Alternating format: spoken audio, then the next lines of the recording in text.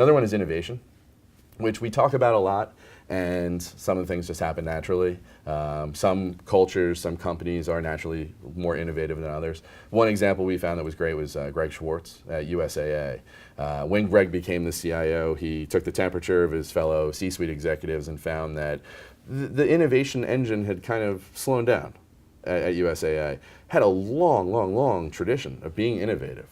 Not only in their business model and what they were doing, being the primary financial service provider for service members and their families, but the example we use is I remember years ago when there was this onslaught of commercials from Chase.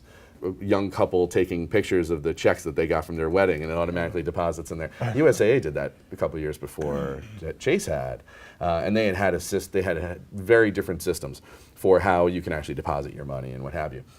He has since built such a powerful innovation engine at USAA by listening to the business and putting a number of things in place that he's got goals for how he wants his IT organization to perform and the different metrics and performance metrics that frankly, sometimes when you look at it, you say, that's impossible.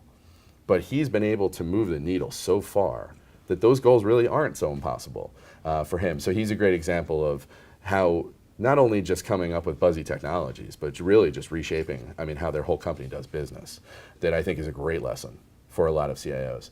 Another one I think is really great is I think of Don Imholtz, who was a longtime executive at McDonnell Douglas and then Boeing, and now is at Centene, which are one of the fastest growing companies around. And Don is the CIO there, but he was brought on because of that expertise, because of all that experience he had. So he spends a good bit of his time, obviously managing IT, doing strategic, growth-oriented things. He spends a good bit of his time, doing keeping the lights on, obvious stuff that that every CIO has to do.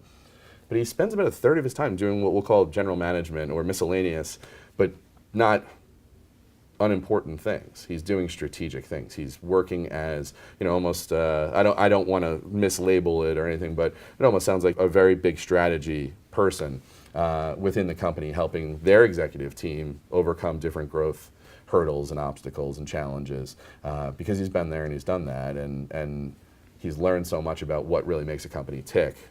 We talk about how CIOs have this view across the organization, and Don has sort of harnessed that and now been able to add so much more value at his new company just based on his years of having led IT.